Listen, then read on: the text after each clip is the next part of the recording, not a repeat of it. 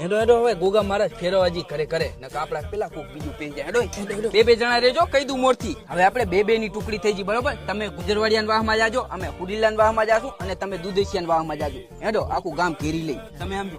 Goga Goga Gogh સલામ હાથી પૈના સૂન સલામ તેલ દો ધૂપ દો દાદા ને બદામ દો તાવડી માટે તો જીવે તમારો બેટો બાવર એટે બોકરો લાવો રૂપિયો રોકડો.